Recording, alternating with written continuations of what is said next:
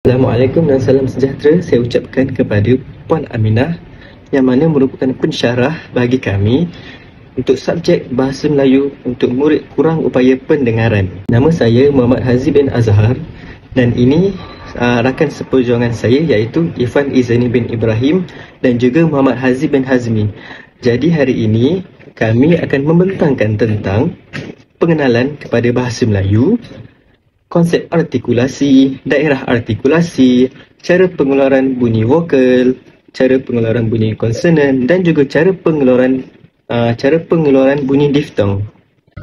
Sebelum kita masuk kepada konsep dan juga definisi secara lebih mendalam, kita lihat dulu sedikit pengenalan tentang apa yang akan dibentangkan oleh saya dan juga rakan-rakan saya. Jadi, Bahasa Melayu ini merupakan medium utama dalam proses pengajaran dan pembelajaran di Malaysia, termasuklah untuk murid berkepulauan pendidikan khas yang mana yang akan diajarkan oleh kami sendiri iaitu murid berkepulauan pendidikan khas dari segi masalah pendengaran. Jadi bagi murid dalam kategori ini, aspek pertuturan dan komunikasi menjadi cabaran utama kerana mereka ini mengalami kesukaran dalam mendengar dan juga menyebut bunyi dengan tepat dan jelas. Oleh itu, penguasaan ilmu berkaitan artikulasi diri amalah penting bagi guru dan juga pakar-pakar terapi untuk apa? Untuk memahami cara pengeluaran bunyi bahasa Melayu secara betul. Jadi kita ni sebagai guru yang akan datang, kita perlulah belajar dari sekarang tentang bagaimana artikulasi ini berfungsi supaya apa? Supaya kita dapat membantu kita punya murid nanti supaya mereka dapat memaksimumkan mereka punya kaedah untuk berkomunikasi. Terima kasih saudara Haziq. Seterusnya saya akan menerangkan berkaitan dengan konsep artikulasi. Yang pertama, saya akan menerangkan mengenai definisi dahulu. Artikulasi merujuk kepada satu proses penghasilan bunyi bahasa melalui pergerakan dan interaksi pelbagai organ pertuturan dalam saluran vokal manusia.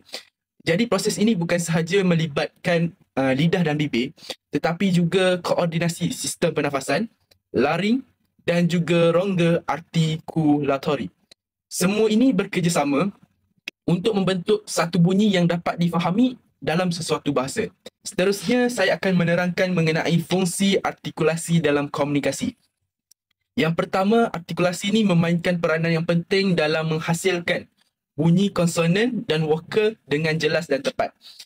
Hal ini kerana setiap bunyi dan dalam bahasa, sama ada konsonan atau vokal, semuanya bergantung kepada artikulasi yang betul yang dihasilkan secara jelas.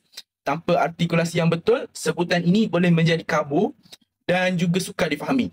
Dan yang kedua adalah fungsinya adalah dapat membezakan bunyi yang hampir serupa. Sebagai contoh, huruf B yang mengeluarkan bunyi B dan huruf P yang mengeluarkan bunyi P menggunakan tempat artikulasi yang sama iaitu bibir, tetapi yang membezakannya adalah pada getaran suara. Artikulasi ini amat membantu kita dalam membezakan bunyi-bunyi ini dengan tepat. Dan fungsi yang ketiga adalah dapat menyampaikan makna dan intonasi secara berkesan. Perbezaan sebutan boleh membawa kepada perbezaan makna. Sebagai contoh, batu dan batu. Kedua-dua ini mempunyai perkataan yang sama namun mempunyai sedikit perbezaan intonasi yang mana boleh membawa makna ataupun emosi yang berbeza. Dan yang terakhir adalah fungsinya adalah dapat menyokong perkembangan kemahiran membaca dan menulis. Kemahiran artikulasi yang baik penting dalam penguasaan bahasa kerana ia membantu pelajar menyebut, mengecam dan menulis perkataan dengan betul. Antara komponen penting dalam artikulasi, yang pertama adalah artikulator aktif. Artikulator aktif merupakan satu organ yang bergerak semasa pertuturan seperti lidah, bibir bawah dan anak tekak. Artikulator pasif pula adalah merupakan bahagian tetap yang menjadi tempat sentuhan seperti gigi dan lelangit. Dan seterusnya kita juga ada aliran udara. Aliran udara dari paru-paru perlu ditolak keluar untuk menghasilkan bunyi. Tanpa aliran udara ni, tiada bunyi yang dapat dihasilkan. Yang terakhir adalah getaran pita suara. Getaran pita suara ni amat penting kerana bunyi vokal dan sebahagian konsonan dihasilkan apabila pita suara bergetar. Ini akan menentukan sama ada bunyi itu bersuara atau tidak bersuara. Seterusnya, saya akan menerangkan secara ringkas proses penghasilan bunyi melalui artikulasi. Pertama sekali, proses ini bermula dengan pernafasan di mana udara dari paru-paru ditolak keluar melalui trakea menuju ke larin. Seterusnya, apabila udara melepasi larynx, pita suara boleh bergetar atau tidak bergetar mengikut bunyi yang ingin dihasilkan. Jika pita suara bergetar, maka bunyi yang dihasilkan adalah bunyi yang bersuara, seperti B dan D. Dan jika tidak bergetar, maka bunyi yang dihasilkan adalah tidak bersuara, seperti T dan K. Seterusnya, udara akan bergerak melalui rongga mulut atau hidung. Di sini, organ-organ artikulasi seperti lidah, bibir dan langit memainkan peranan yang penting dalam memanipulasi aliran udara tersebut untuk menghasilkan bunyi yang berbeza. Dan yang terakhir, proses ini jika berlaku dengan lancar, maka hasil akhirnya adalah bunyi bahasa yang kita gunakan untuk berkomunikasi. Jadi gambar-gambar yang saya telah sediakan adalah merupakan gambar kedudukan organ artikulasi semasa bunyi-bunyi itu dihasilkan. Terima kasih kepada saudara Irfan Zani atas perbincangan sebentar tadi. Baiklah, saya Hazim akan menyambung perbincangan seterusnya dengan menerangkan berkaitan tentang daerah artikulasi. Apabila bibir bertemu dengan bibir bawah bertemu dengan bibir atas, lidah bertemu dengan bibir atas, lidah bertemu dengan gigi, bertemu dengan gusi. Itu adalah apa yang dimaksudkan dengan daerah artikulasi, iaitu di mana ia merupakan kawasan yang tidak boleh digerakkan, akan disentuhkan oleh alat artikulasi yang boleh bergerak untuk menghasilkan bunyi. Alat artikulasi ni terbagi pada dua, iaitu artikulator aktif dan juga pasif. Artikulator aktif ni adalah di mana sesuatu alat artikulasi yang boleh bergerak seperti lidah, gigi bawah dan juga bibir bawah. Manakala artikulatif pasif pula adalah seperti bibir atas, gusi dan juga langit kasar. Kemudian kita akan tengok daripada apa yang dimaksudkan yang diberikan oleh Wikipedia pada tahun 2017, iaitu titik penyentuhan di mana berlakunya halangan dalam saluran vokal antara artikulator aktif dan juga artikulator pasif untuk menghasilkan bunyi konsonan. Jadi berikut merupakan gambar bagi alat artikulasi. Jadi untuk daerah artikulasi yang pertama adalah bibir, di mana bibir akan menutup, membuka dan juga mengubah bentuk mulut ketika kita menyebut bunyi, dan mulut tersebut akan berbentuk akan terhampar, terbundar ataupun disekatkan. Apa yang dimaksudkan disekatkan itu adalah bunyi akan tersekat di dalam mulut, udara akan tersekat di dalam mulut. Baiklah, bibir atas seperti yang telah dinyatakan sebentar tadi adalah artikulator pasif, di mana ianya kurang bergerak, ada pergerakan tetapi kurang. Manakala bibir bawah merupakan artikulator aktif, di mana bibir bawah lebih kerap untuk bergerak ke arah bibir atas. Jadi contoh-contoh bunyi bagi bibir ialah bunyi huruf I, bunyi I, iaitu bibir akan terhampar seperti isi, lilit, sisi, isi, lilit, sisi. Bibir akan terhampar. Kemudian yang kedua adalah bibir akan dibundarkan, iaitu bunyi U, seperti utuh, mutu dan juga suku. Bibir akan dibundarkan. Manakala seterusnya adalah bunyi bilabial. Bilabial adalah di mana bunyi dua bibir, iaitu bibir atas dan juga bawah bertemu, iaitu bunyi P, B, M, iaitu P, B dengan M. Contohnya adalah seperti papan, papan. Lepas tu beban, beban. Dan seterusnya untuk M ialah masam. Okey. Bagi daerah artikulasi yang seterusnya adalah gigi. Gigi atas sering menjadi tempat sentuhan bagi lidah ataupun bibir bawah. Gigi atas kita, gigi atas merupakan artikulator pasif. Dan dalam pembentukan bunyi inilah dia akan disentuhkan dengan lidah dan juga bibir bawah bagi menghasilkan bunyi pertuturan yang lebih jelas. Jadi bunyi untuk gigi ini adalah bunyi F dengan V. F dengan V. Iaitu bibir bawah akan sentuh dengan gigi atas. F, V. F, V. Jadi contohnya adalah file. Yang kedua ialah phonetic. Seterusnya ialah virus. Dan yang seterusnya lagi ialah vanilla. Okey. Jadi bunyi yang kedua bagi gigi ialah bunyi S. Jadi bunyi ini ada gigi akan berfungsi untuk merangkap udara dan lidah akan dirapatkan dengan gusi tanpa tersentuhnya dengan gusi tersebut. Seperti contohnya ialah susu. Kita boleh rasa kat dalam tu susu. Gigi dirapatkan, udara terhalang dan lidah hampir tersentuh dengan gusi atas. Susu. Manakala daerah artikulasi yang seterusnya ialah gusi, di mana ia merupakan kawasan di belakang gigi atas yang lembut dan melengkung. Jadi lidah ini akan sering hampir atau menyentuh gusi untuk menghasilkan bunyi alveolar, iaitu gusi lah. Jadi bunyi-bunyi yang berkaitan dengan gusi ni adalah seperti tah dengan dah, tidi, tah, dah. Jadi ujung lidah akan menyentuh gusi, akan menahan seketika dan kemudian akan melepaskan udara tersebut, udara yang daripada paru-paru, seperti titi. Kemudian ialah dodol. Seterusnya ialah n. Ujung lidah akan menyentuh gusi, kemudian udara akan keluar ikut hidung kerana udara akan tersekat di dalam mulut, seperti nenek, nenas. Udara akan keluar. Kalau contoh kita tutup hidung, nenas, sukar. Kemudian seterusnya L. Udara akan keluar daripada sisi lidah. Contohnya adalah lilin, lalat. Kemudian seterusnya adalah dengan Z. Hujung lidah akan hampir menyentuh gusi, adalah seperti sasar, sisi. Dan yang terakhir ialah lelangit, yang terbahagi kepada dua, iaitu lelangit keras dan lelangit lembut. Lelangit keras terletak di antara gusi dan lelangit lembut, yang akan mengeluarkan bunyi sengau.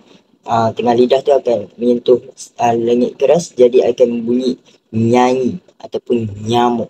Dia akan kedengaran sengau. Dan yang kedua ialah bunyi separuh vokal, seperti bayi, dan juga saya, saya, bayi.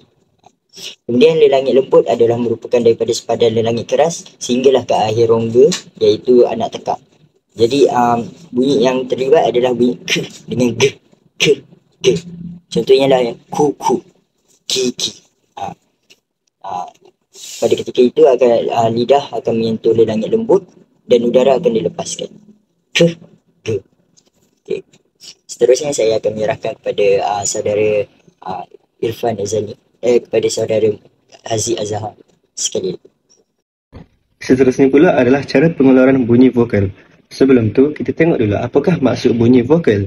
Bunyi vokal adalah bunyi bersuara yang terhasil apabila udara keluar secara berterusan dari paru-paru, melalui rongga tekak dan juga mulut, tanpa sebarang sekatan ataupun gangguan oleh organ artikulasi yang lain.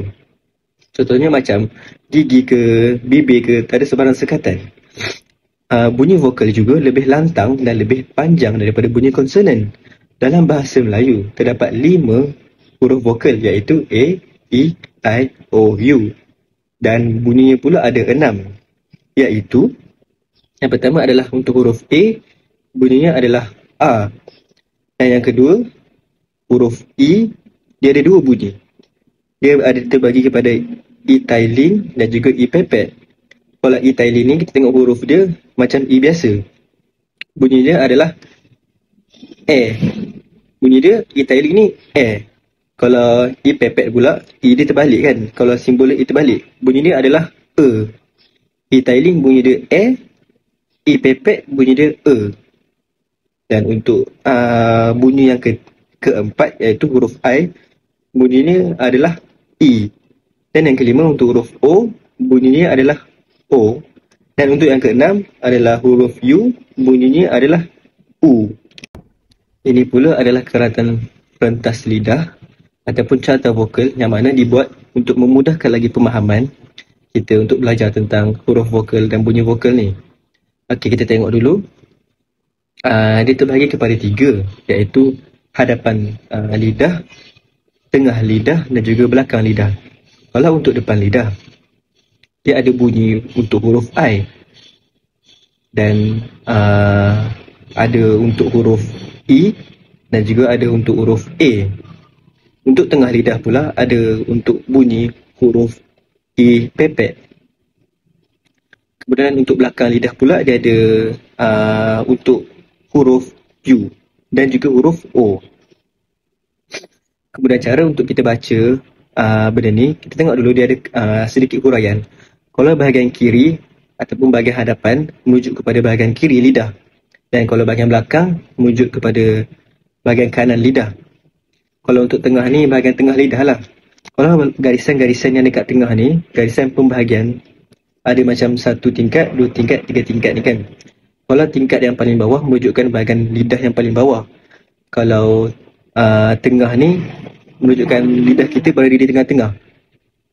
Kalau atas ni pula menunjukkan lidah kita ni berada pada bahagian atas. Dia menyentuh bahagian langit atas. Kemudian kat sini pula cara sebutannya adalah, tengok, kalau untuk bunyi I, sebutannya adalah vokal depan sempit. Namanya lah, nama pembahagian dia adalah vokal depan sempit. Kalau untuk bunyi E-tailing pula adalah disebut sebagai vokal depan separuh sempit. Kalau untuk bunyi A pula adalah vokal depan luas. Kalau bahagian tengah lidah pula, dia ada satu je, iaitu vokal tengah untuk E pepek. Kemudian bahagian belakang lidah pula, dia ada vokal belakang sempit untuk bunyi U. Kemudian bahagian belakang lagi ada lagi satu, iaitu vokal belakang separuh sempit untuk bunyi O. Seterusnya kita akan lihat pula satu persatu apa yang kita sebutkan tadi. Vokal depan sempit lah, vokal separuh sempit lah, vokal tengah, vokal luas. Okay, yang pertama adalah vokal depan sempit. Yang ini adalah untuk huruf I, yang mana bunyinya adalah E. Tengok dulu cara bagaimana vokal depan sempit ni dia berbunyi. Yang pertama adalah depan lidah ni akan naik hingga hampir ke lelangit. Hampir ke lelangit, hujung lidah didekatkan dengan gusi, langit lembut naik dan pita suara bergetar. Bibir terhampar. Terhampar ni maksud dia macam buka. Terhampar. Tengok, kita try sebut E kan. Kita sebut je huruf I kan bunyi dia E. Contoh je, E tu pita suara kita bergetar. E, kita punya lidah ni kan kedudukannya hampir ke langit keras kan, bahagian belakang ni kan. E kan, E bu, E si. Kalau ni pula B, nampak? B-I, B, L-I-K, bilik. Lepas tu satu lagi adalah gigi. Nampak? Pita suara kita bergetar, lidah kita ni naik hingga hampir ke lelangit keras. Itu adalah huraian untuk vokal depan sempit. Kemudian yang kedua adalah vokal depan separuh sempit untuk huruf E-tailing. Untuk bunyi E-tailing. Yang pertama, cara pengeluaran bunyinya adalah depan lidah akan naik hingga ke lelangit keras, tetapi tidak setinggi bunyi E tadi. Langit lembut pula naik dan pita suara bergetar juga. Bibir, keadaan bibir kita masih terhampar. Contohnya adalah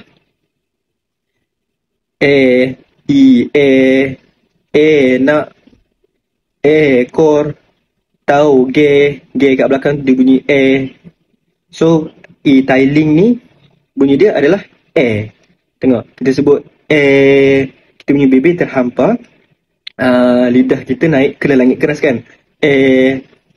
Pita suara kita pun bergetar. Ekor, emas, tauge, bengkok.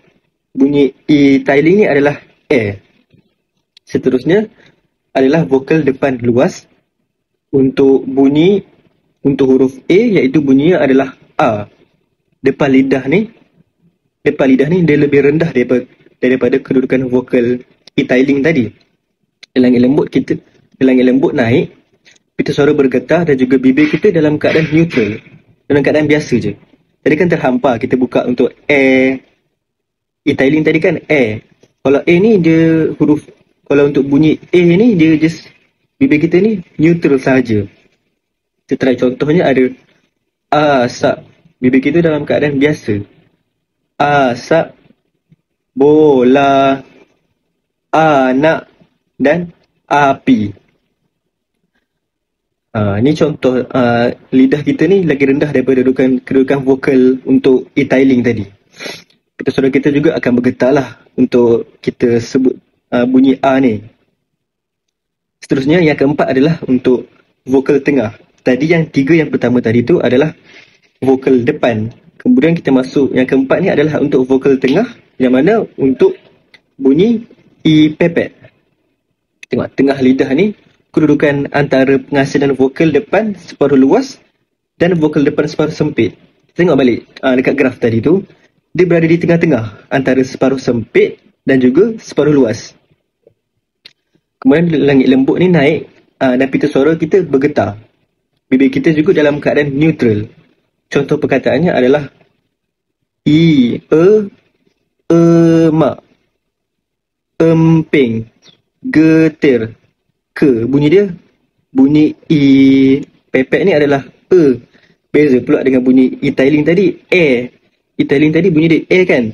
Kalau I pepek ni bunyi dia adalah mak. Seterusnya yang keenam pula adalah vokal belakang sempit, yang mana untuk bunyi U. Okey, ni kita masuk pula pada bahagian belakang lidah, yang mana untuk huruf U. Huruf U bunyi dia U. Belakang lidah ni akan diangkat ke langit lembut, tetapi tidak sampai menyentuhnya. Dia lidah kita ni tak sentuh pula langit lembut, just sikit lagi je nak sentuh ke langit lembut tu. Hujung lidah diundur dari gigi bawah. Langit lembut naik dan pita suara bergetar. Bibir kita ni dalam bentuk bundar ataupun lebih dikenali dalam bentuk bulat. Kita try tengok contohnya ular. U ni bunyi dia U. Ular. Bu, buat. Ru, ru. Bibir kita ni bentuknya bentuk bundar, bentuk bulat. Ru, kun, kun. Ru, kun. Lepas tu susun.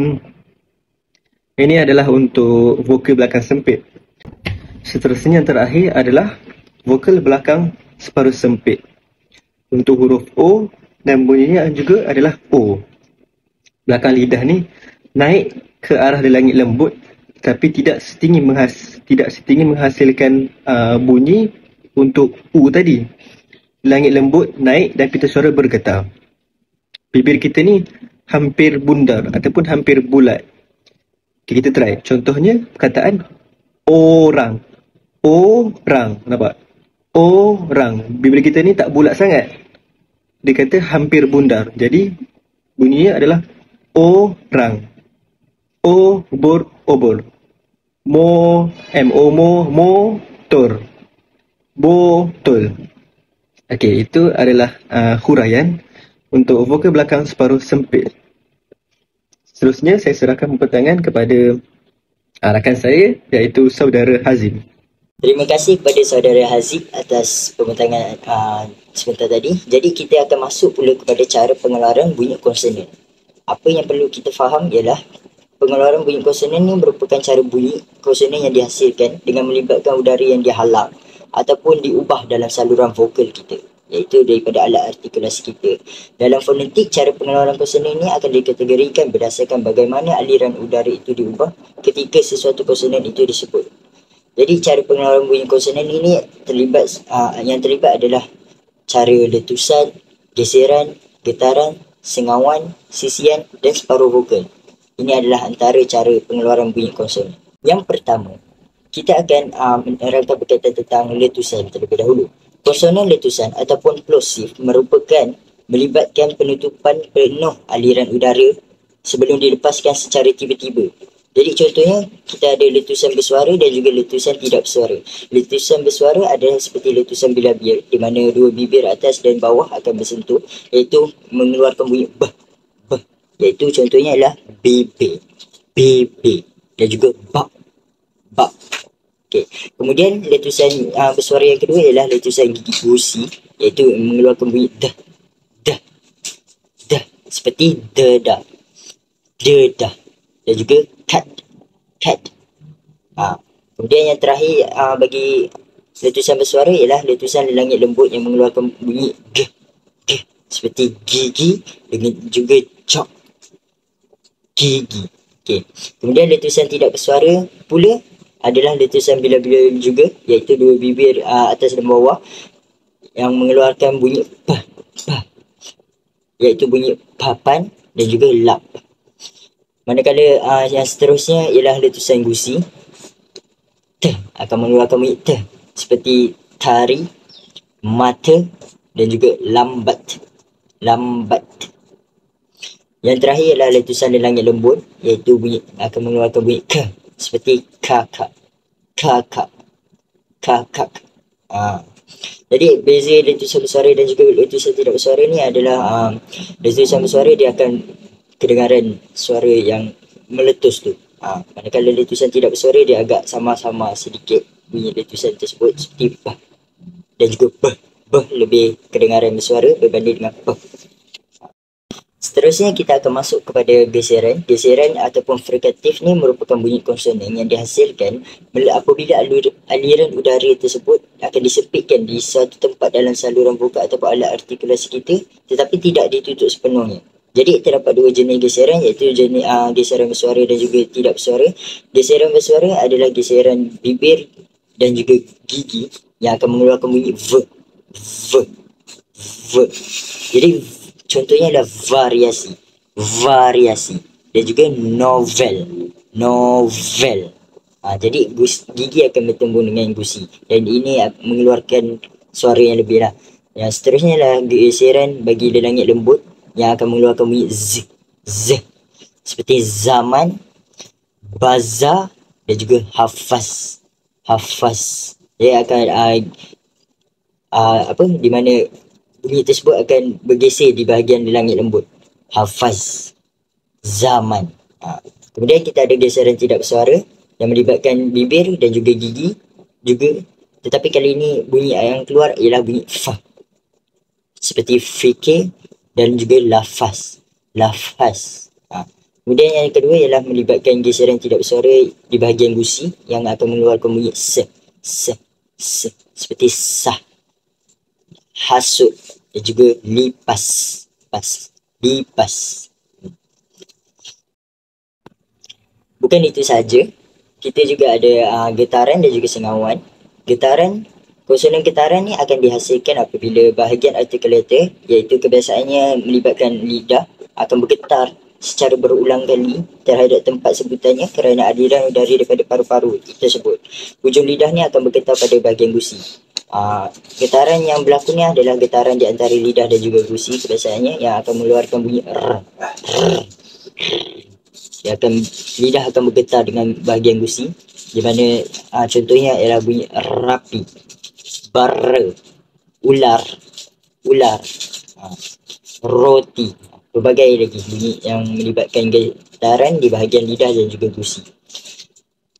Di samping itu terdapat juga bunyi cara pengeluaran bunyi konsonan bagi sengawan. Konsonan sengawan ni adalah bunyi yang terhasil apabila aliran udara dikeluarkan melalui hidung, tetapi mulut akan ditutupkan ataupun disempitkan dan langit lembut akan diturunkan. Jadi angin akan keluar melalui rongga hidung. Dia tidak akan dikeluarkan melalui mulut kerana mulut tertutup ataupun disempitkan.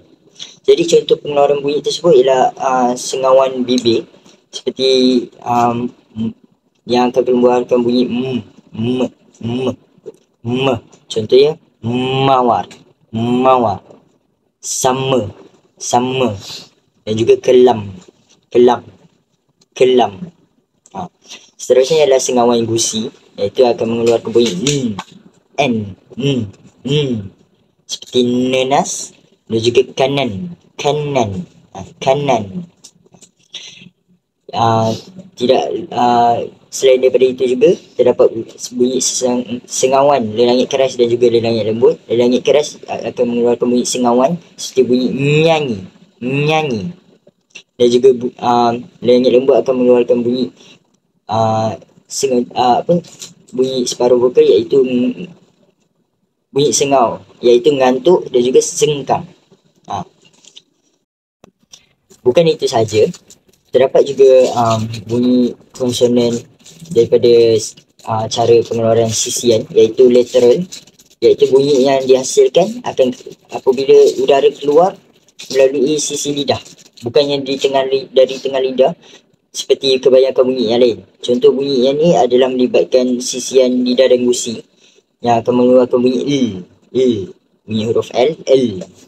Jadi contohnya ialah bunyi seperti lalat. Kita boleh rasa angin udara akan keluar daripada sisi lidah, bukannya daripada tengah ataupun rongga hidung. Dia akan keluar daripada sisi lidah. Lalat dan juga halal. Kemudian kita juga mempunyai cara pengeluaran bunyi konsonan separuh vokal. Separuh vokal ni ialah bunyi yang berada di antara vokal dan konsonan. Biasanya berlaku sebelum ataupun selepas huruf vokal bagi membantu peralihan antara bunyi vokal. Contohnya separuh vokal dua bibir bersuara, iaitu bunyi huruf W kebiasaannya seperti wilayah dan juga bawal huruf vokal, separuh vokal. Jadi dia seperti kedengaran bunyi U kat situ, bawal, dan juga takraw. Kemudian kita juga yang seterusnya adalah separuh vokal lelangit keras bersuara yang akan mengeluarkan bunyi seperti huruf J, iaitu yuran. Separuh vokal yuran, dan juga wayang. Jadi berikut kemudian saya akan meneruskan pembentangan ini dengan menyerahkan kepada saudara Irfan Izani bagi membentangkan berkaitan tentang cara pengeluaran bunyi yang seterusnya. Terima kasih saudara Hazim. Seterusnya saya akan menerangkan mengenai cara pengeluaran bunyi diftong. Secara ringkasnya, diftong merupakan gabungan dua bunyi vokal yang dilafazkan dalam satu suku kata, di mana berlaku peralihan posisi artikulator dari vokal pertama kepada vokal kedua secara berterusan dalam satu hembusan nafas. Dalam bahasa Melayu, terdapat tiga jenis diftong utama, iaitu I, au dan juga oi.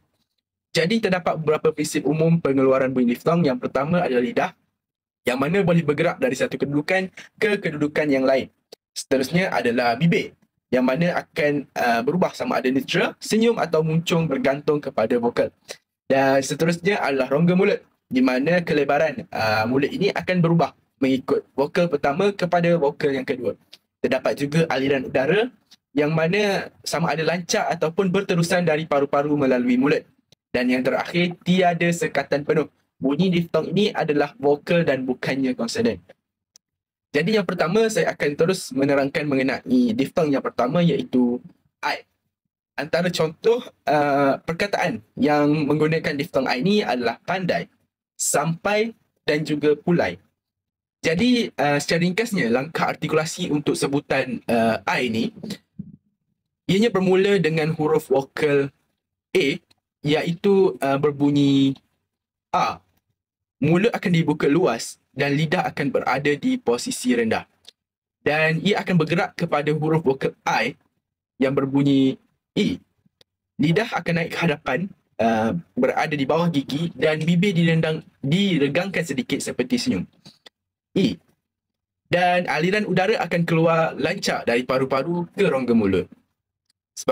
Contoh sebutan demonstrasi sekali lagi adalah pandai. Seterusnya, diftong au.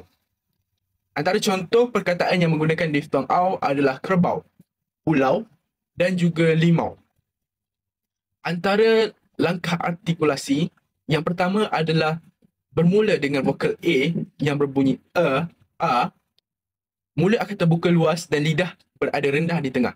Seterusnya dia akan bergerak kepada vokal U yang berbunyi U, yang mana lidah akan bergerak ke belakang dan naik sedikit dan bibir akan dimuncungkan bulat ke depan. U. Aliran udara akan keluar secara berterusan tanpa tersekat. Sebagai contoh, demonstrasi sekali lagi. Pulau. Pulau. Dan yang terakhir adalah pengeluaran bunyi diftong oi. Antara contoh perkataan adalah amboi, dodoi, koboi.